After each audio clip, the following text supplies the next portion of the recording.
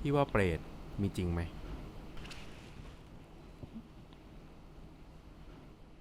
ถ้าถามผมว่า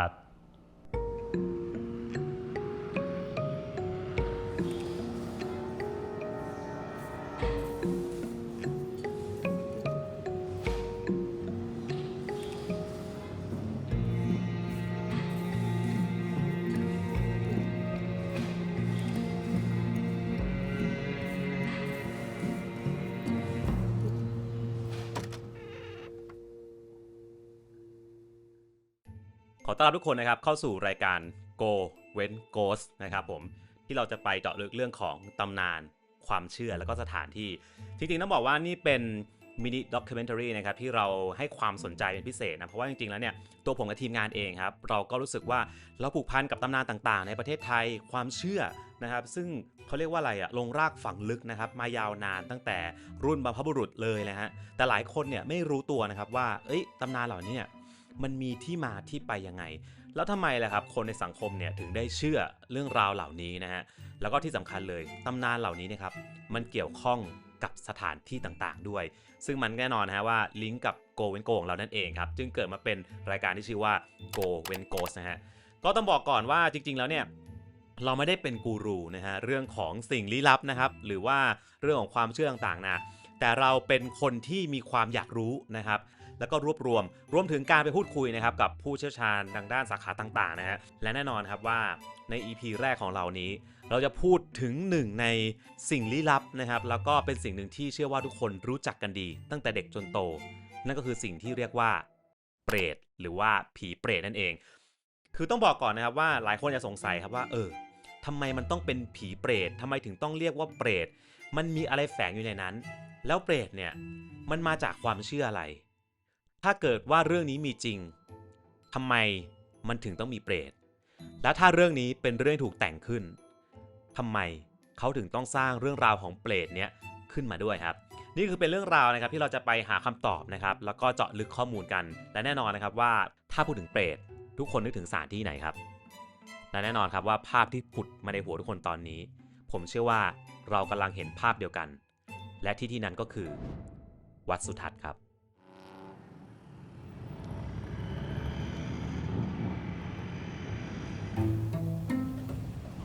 แล้วถ้าพูดถึงสถานที่บ้างอะคะนึกถึงที่ไหนเป็นที่แรกจะเป็นที่วัดเลยครับอาจจะเป็นวัดสุทัศน์เพราะว่าตอนเด็กๆอาจจะเคยดูหนังเรื่องเกี่ยวกับเปรตวัดสุทัศน์นะครับที่ดังๆก็มีเปรตวัดสุทัศน์ที่เขาเล่ากันมาอย่างเงี้ยค่ะก็ถ้าพูดถึงในประเทศไทยของเรานี้โดยเฉพาะที่กรุงเทพมหานครคนที่จะคิดถึงมากที่สุดก็คือที่นี่คือที่วัดสุทัศน์ของเราเป็นสถานที่ที่ขึ้นชื่อลือชามากพอสมควรจนถึงขนาดว่าเคยมีการสร้างขึ้นเป็นหนังได้ใช้ชื่อเลยว่าเรื่องเปรตวัดสุทัศน์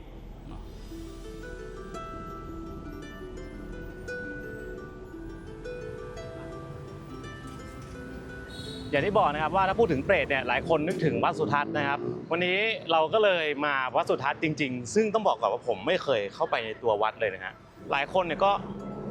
รู้แหละว่านี่เป็นหนึ่งในวัดใหญ่ครับที่อยู่กลางเมืองฮะแต่ว่าทำไมมันถึงเกี่ยวข้องกันล่ะเดี๋ยวเราเข้าไปดูกัน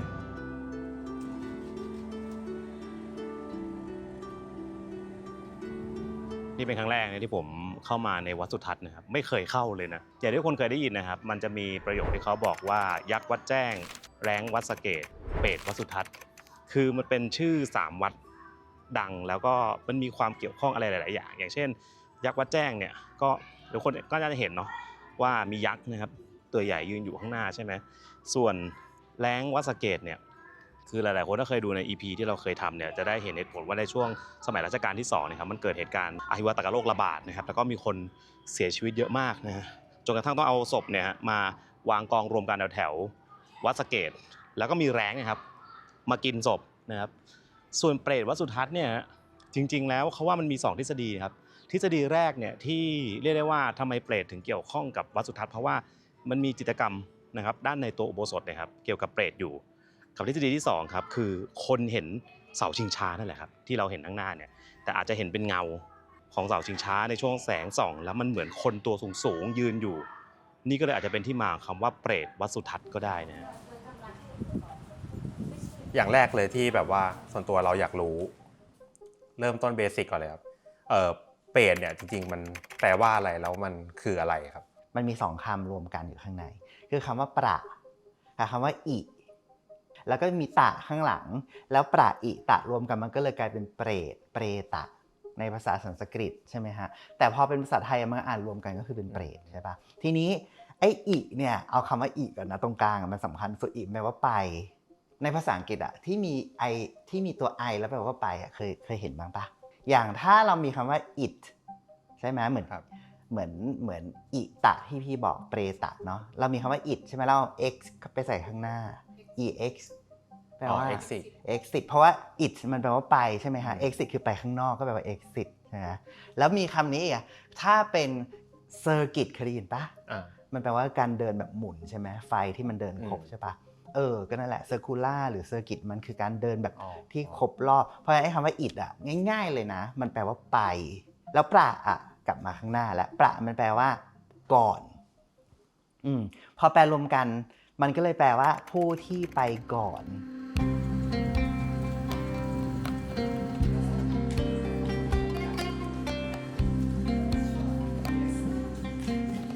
เพิ่งเคยเข้ามานะวัดสวยมากวันนี้แล้วยิ่งวันนี้เป็นวันที่เขาเรียกได้ว่าอากาศแบบโอเคมากๆด้วยนะครับ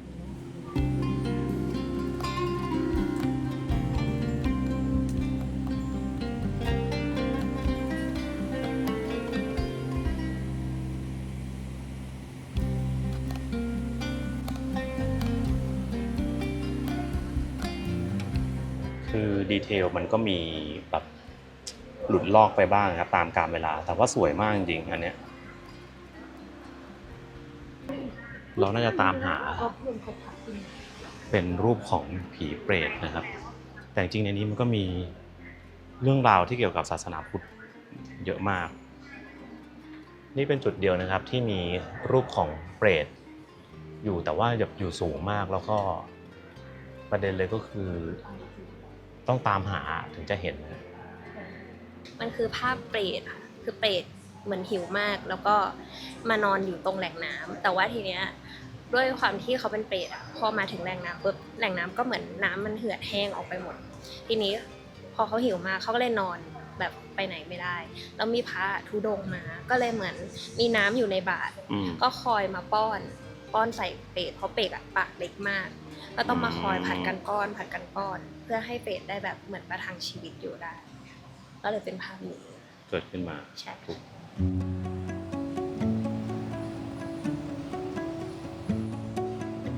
แล้วจริงๆนี่เปรตเนี่ยเขาถือว่าเป็นผีไหมครับเราบอกว่าเป็นคนที่ไปก่อนใช่ไหมฮะจำรูปคำเนาะตามความหมายเนาะคนอินเดียสมัยก่อนที่จะมีพุทธศาสนาเขาเชื่อว่าเปรตอ่ะพอพูดถึงว่าคนที่ไปก่อนมันก็หมายถึงปู่ย่าตายายเรานี่แหละคือคนที่ตายไปก่อนเป็นบรรพบุรุษเพราะฉะนั้นเปรตในสมัยพระเวทก่อนที่จะมีพุทธศาสนามันไม่ใช่สิ่งที่น่ากลัวไม่ใช่ผีไม่ใช่ผีหิวที่มาคอยเรียกร้องหาเขาเรียกอะไรนะหาส่วนบุญอะไรอย่างเงี้ยไม่ใช่เลยก็เป็นแค่บรรพบุรุษทีนี้คนอินเดียเขามีความเชื่อว่าอะไรรู้ป่ะเขามีความเชื่อว่าคนตายสมัยก่อนอ่ะจะได้ไปอยู่กับโลกอีกโลกหนึ่งไม่ใช่นรกไม่ใช่สวรรค์เขาเรียกว่าโลกบิดรคือไปอยู่กับคุณพ่อใช่ไหมทีนี้การไปโลกบิดรอ่ะสมัยก่อนเลยอ่ะเขาจะไปได้ต้องมีลูกชายทำพิธีกรรมให้ต้องคอยส่งข้าวส่งน้ำไอ้พิธีเนี้ยเขาเรียกว่าพิธีศาสตร์เหมือนที่ศาสตร์ไทยศาสตร์จีนใช่ศาสตร์เดือน10นั่นแหละแล้วเห็นป่าวว่าศาสตร์อ่ะในความหมายของไทยอ่ะมันคือการทำบุญให้ผีเปรตพิธีชิงเปรตพิธีศาสตร์ใช่ป่ะซึ่งก่อนหน้านั้นมันไม่ใช่การให้อาหารผีหรืออะไรนะเป็นแค่ทำพิธีให้บรรพบุรุษเราคนที่ตายไปก่อนนะได้ขึ้นไปอยู่ในโลกบิดรพุทธศาสนาพอมันเจริญเติบโตในอินเดียใช่ป่ะเขาก็เริ่มเปลี่ยนความคิดว่าคนตายเนี่ยไม่ได้ไปโลกบิดรแล้วแต่คนตายจะไปตามคุณภาพของกรรมที่ทำไว้เราทำดีก็ได้ไปสวรรค์เนาะทำชั่วก็ตกอบายภูมิตกนรกบ้างไปเป็นผีเปรตบ้างเป็นเดรัจฉานเป็นอสุรกายเป็นรากศพปีศาจอะไรก็ว่าไป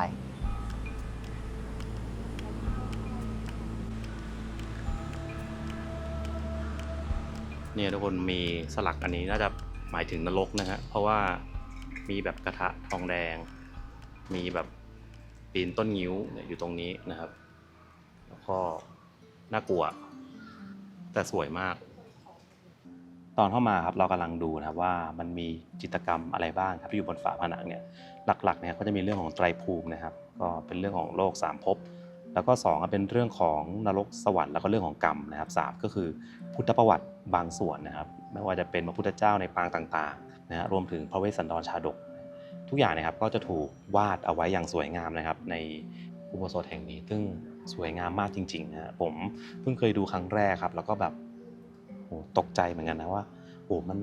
เขาวาดเต็มทั้งหลังเลยฮะแล้วก็สูงถึงข้างบนซึ่งในความรู้สึกผมนี่คือความสวยงามนี่แบบไม่แพ้กับเวลาเราไปต่างประเทศแล้วเราไปเห็นรูปวาดอย่างเงี้ยครับในโบสถ์ต่างๆในยุโรปอย่างเงี้ยแต่ของไทยเราคือก็จะเป็นอีกเอกลักษณ์หนึ่งนะฮะซึ่งสวยงามมากๆเช่นกัน ในความคิดพี่กบอะค่ะเปรตต้องมีรูปร่างลักษณะเป็นยังไงคะ ถ้าพูดถึงเรื่องเปรตนะครับเปรตก็จะมีลักษณะรูปร่างก็คือจะมีสูงเขาว่าโบราณว่าสูงเท่าต้นตาล มือยาวเท่าใบลานนะฮะลิ้นยาวผอม น่าจะเป็นสูงแล้วก็ดูแบบว่าน่ากลัวนะ เป็นตัวสูงปากเล็กๆ แขนยาวๆ ตัวแบบสูงเท่าต้นตาลเลยตามที่เขาเล่ากันมานะคะ ก็คือเรียกว่าเปรต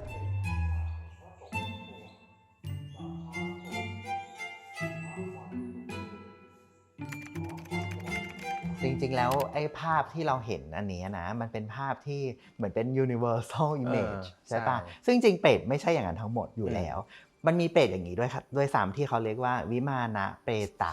วิมานก็คือวิมานใช่ไหมฮะที่เทวดาอยู่ใช่ไหมแล้วก็เปรตก็คือคำว่าเปรตที่วิมานะเปรตะมันแปลรวมกันก็เลยแปลว่าเปรตที่มีวิมานมีรูปร่างเหมือนเทวดาคือสวยหล่อเลยมีองครักษ์มีคนรับใช้500คนเลยอ่ะแต่ก็ยังมีความเป็นเปรตถึงเวลานึงอ่ะหิวไม่ได้อิ่มทิพย์ต้องเฉือนเนื้อตัวเองแล้วกินก็ยังได้รับความทรมานพุทธศาสนากำลังจะบอกอะไรตรงนี้กำลังจะบอกว่าความดีกับความชั่วเวลากรรมมันส่งผลน่ะ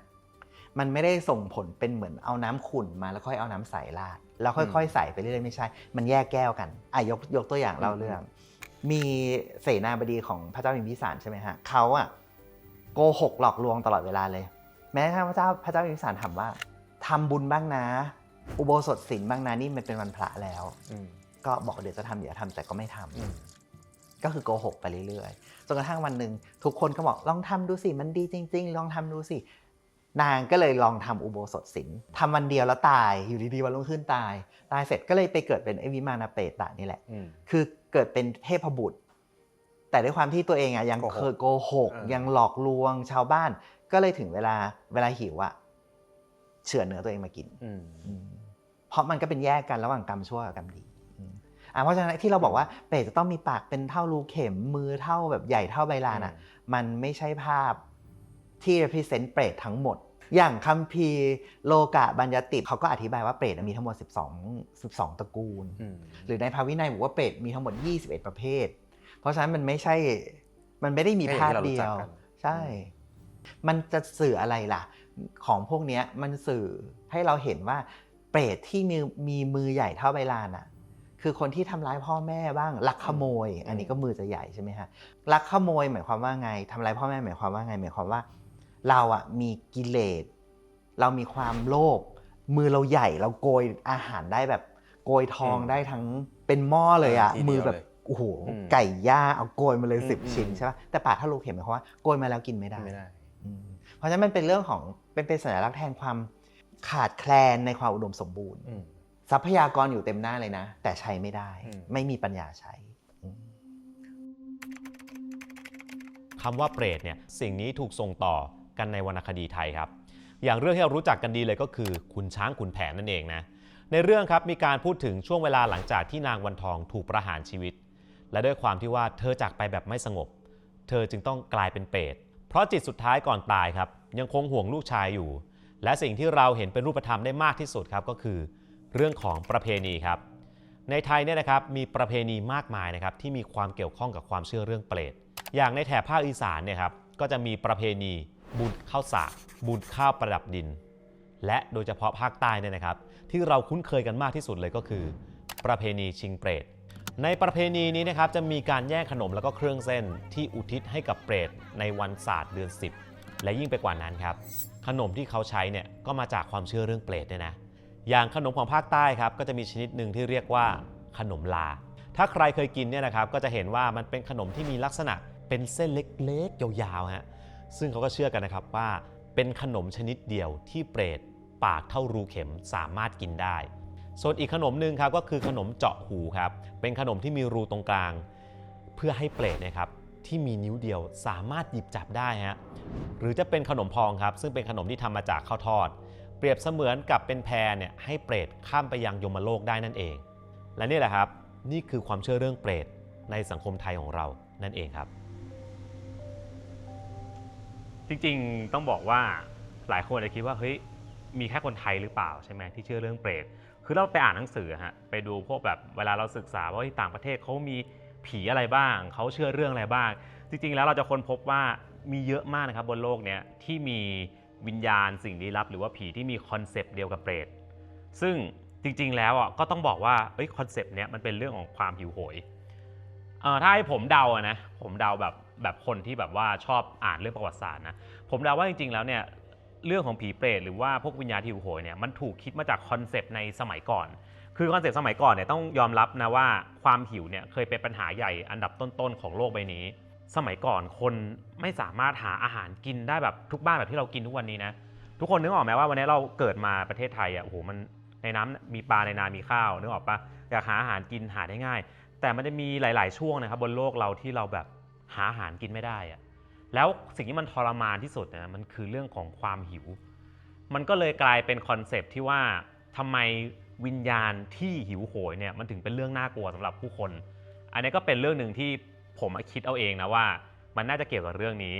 ภาพของเปรตอย่าลืมนะมันก็เป็นภาพลักษณะนั้นแหละเด็กที่พุงโตๆเพราะขาดสารอาหารไม่ใช่พุงโลเขาไม่ได้พุงโลเพราะเขามีของกินนะแต่เพราะเขาขาดสารอาหารแล้วเปรตถ้าไปดูในภาพเขาเรียกว่าอะไรนะartistic representation คือวาดรูปออกมาเปรตส่วนมากผมเป็นสีอะไรสีขาวๆสีอ่อนมันแสดงถึงความแก่แล้วเวลาเราไม่ได้กินข้าวเยอะๆเมลานินมันผลิตไม่ได้ผมมันจะงอกผมมันจะสีอ่อนหรือเปลี่ยนเป็นสีแดงไปเลยเพราะฉะนั้นภาพเปรตมันคือภาพของมันสะท้อนสังคมที่ไม่มีอะไรจะกิน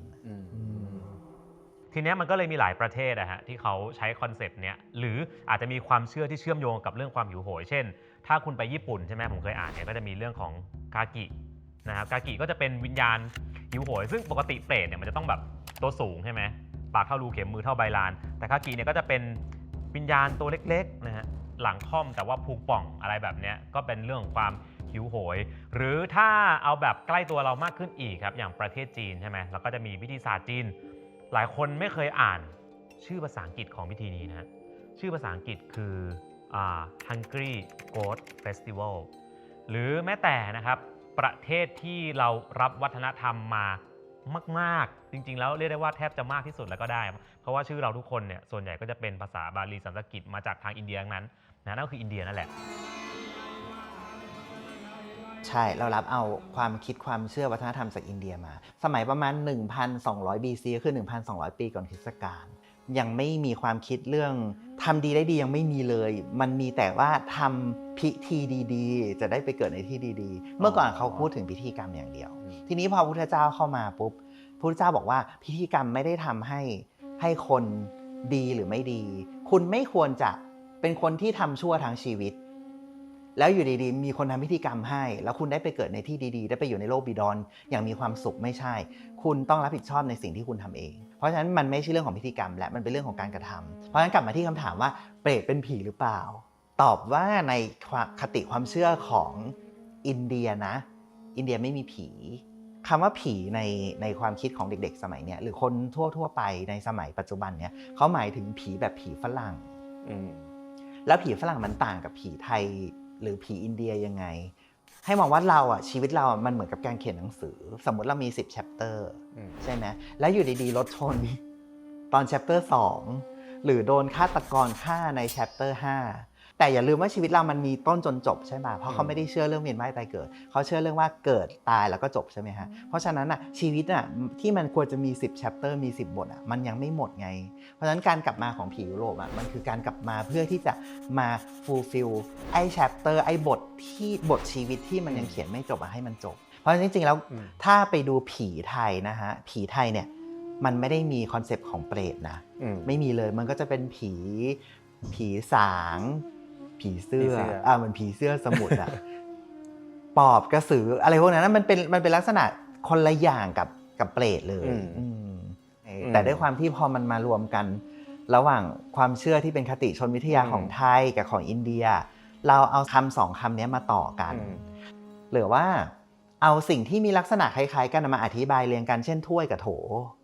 โอชามใช่ไหมฮะถ้วยโถโอชามเราอาจจะสมัยก่อนเราไม่ได้เข้าใจคอนเซปต์ของคำว่าเปรตว่าเป็นผีบรรพบุรุษหรือเป็นผีที่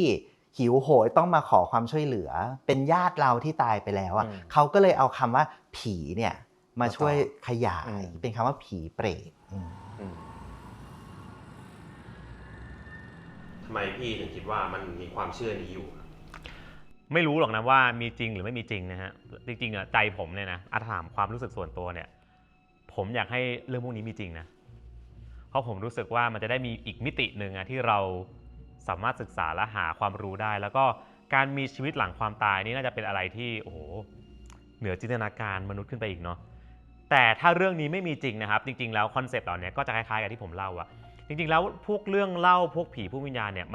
มันเป็นเหมือนแบบตัวแทนของกฎบางอย่างหรือศีลธรรมบางอย่างซึ่งความเชื่อเหล่านี้มันใช้ในการควบคุมคนอ่ะคุณนึกออกไหมหมายถึงว่าแบบบางทีอ่ะเราไม่อยากให้คนทำสิ่งนั้นสิ่งนี้ในสมัยก่อนอ่ะเราไม่สามารถหาเหตุและผลหรือหาวิธีบังคับได้สิ่งที่มนุษย์กลัวที่สุดนะตั้งแต่ยุคโบราณแล้วเนี่ยมันคืออะไรก็ตามที่ยังอธิบายไม่ได้สมัยก่อนมันมีฟ้าผ่าข้างบนน่ะ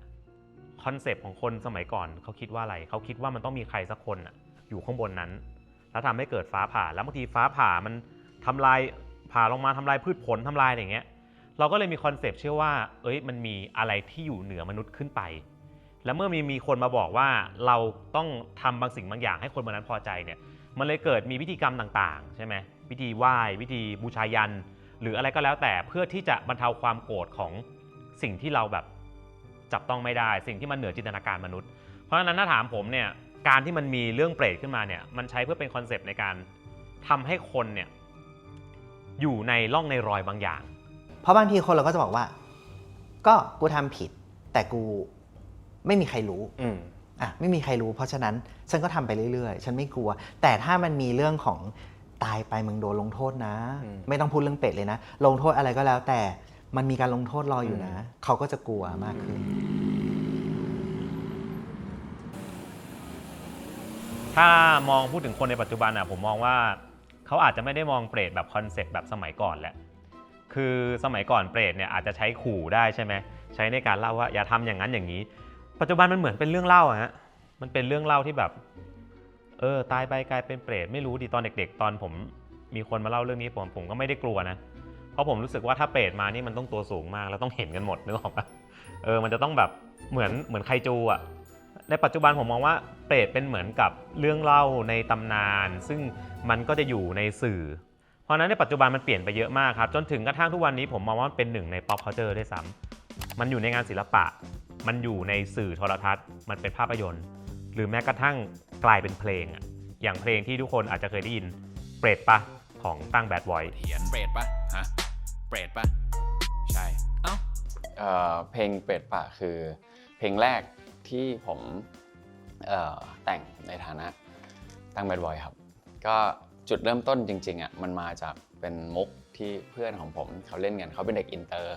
แล้วเขาก็เหมือนเพิ่งเคยเจอมุกแบบมุกควายไทยอะครับแต่ว่าพอดีเขาเป็นเด็กอินเตอร์เขาเลยเพิ่งรู้จักสิ่งนั้นผมเลยเริ่มจากคิดว่าผมจะทำสิ่งนั้นเป็นเพลงก่อนความตั้งใจแรกอ่ะคือต้องการนำเสนอให้มันน่ากลัวแล้วก็ระทึกแต่ทำไปทำมาแม่งตลก จะมีหลายๆคนที่เขาคิดว่าผมแบบต้องการสนับสนุนวัฒนธรรมไทย อะไรอย่างนั้นแต่จริงๆผมไม่ได้มีความตั้งใจทำอย่างนั้นแต่หลายๆคนก็จะมีเขาบอกประมาณว่าแบบดีจังที่แบบ ดันผีไกลไปให้เป็นที่รู้จักสำหรับคนรุ่นใหม่แล้วก็เป็นแบบเพราะช่วงนั้นเพลงนี้ก็แบบอินเตอร์ฟังเยอะประมาณหนึ่งอะไรเงี้ยครับ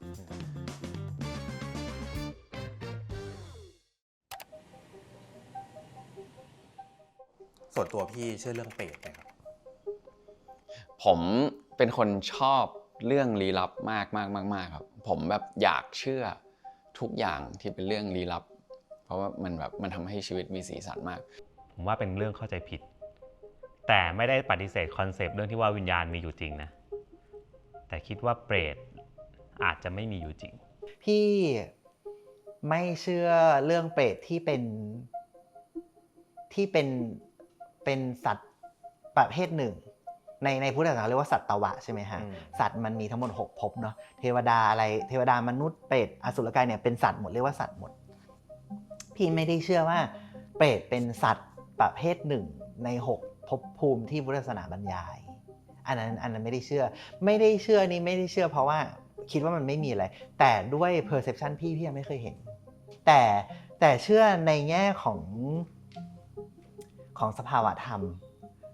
เชื่อในแง่ว่ามันมีเปรตอยู่จริงในทุกคนมันมีคอนเซปต์ของความกินเท่าไหร่ก็ไม่อิ่ม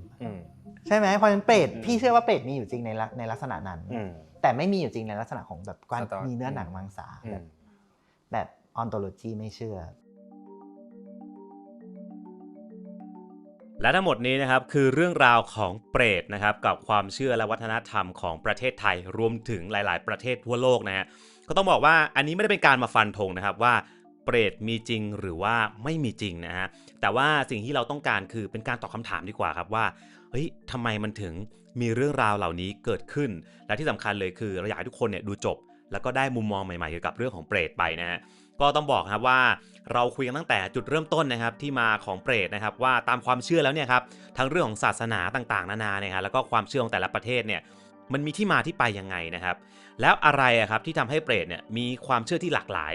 อย่างที่บอกไปครับว่ามันไม่ได้มีแค่ประเทศไทยเท่านั้นนะครับซึ่งมีความเชื่อเรื่องราวคล้ายๆกันแบบนี้แต่มันมีความเชื่อแบบนี้ครับกระจายไปหลายพื้นที่ทั่วโลกหรือว่าจริงๆมันจะมีบางสิ่งบางอย่างซึ่งคล้ายกับเปรตและมันมีอยู่จริงก็เป็นไปได้นะฮะส่วนอีกข้อหนึ่งครับก็คือเรื่องราวของการที่วันนี้ครับเปรตเนี่ยกลายมาเป็น pop culture ไปแล้วนะครับหลายคนเนาะน่าจะได้รู้จักกับศิลปินที่เป็นแขกรับเชิญของเราที่เราพูดคุยเรื่องเกี่ยวกับเพลงบ้างนะครับหรือว่างานศิลปะต่างๆนะฮะซึ่งเกิดขึ้นซึ่งปัจจุบันนี้ครับต้องบอกว่าใครๆก็รู้จักเปรตใช่ไหมและแน่นอนครับว่าตอนนี้เปรตได้เป็นส่วนหนึ่งของชีวิตประจำวันของคนไทยไปเป็นที่เรียบร้อยแล้วนะครับทั้งหมดนี้ครับมันคือเรื่องราวที่เรานำมาสรุปใน Go and Ghost EP 1 นั่นเองก็ต้องบอกนะครับว่ามันยังมีอีกหลายความเชื่อครับหลายความคิดและก็หลายเรื่องเล่าตำนานนะครับต่างๆซึ่งแน่นอนครับว่าถ้าทุกคนอยากรู้ครับเราอยากให้ทุกคนแสดงความคิดเห็นนั้นออกมาในช่องคอมเมนต์ว่าคุณอยากฟังตำนานเรื่องไหนอีกให้เราไปเจาะลึกข้อมูลกันตอนหนึ่งของ Go and Ghost เนี่ยเราอาจจะไม่ได้มากันบ่อยๆนะครับมันอาจจะมาแบบนานนิดนึงเพราะว่ามันใช้เวลาในการรวบรวมข้อมูลในการผลิตในการถ่ายนานมากครับก็ฝากทุกคนด้วยครับถ้าใครชอบอยากให้กำลังใจเรานะครับอย่าลืมนะกด Subscribe ช่องนะครับพิมพ์คอมเมนต์หรือว่าแชร์ต่อนะครับได้หมดทุกทางเลยนะครับแล้วก็อยากขอฝาก EP ต่อๆไปเอาไว้ด้วยนะครับกับ Go and Ghost ตำนานความเชื่อและสถานที่ครับ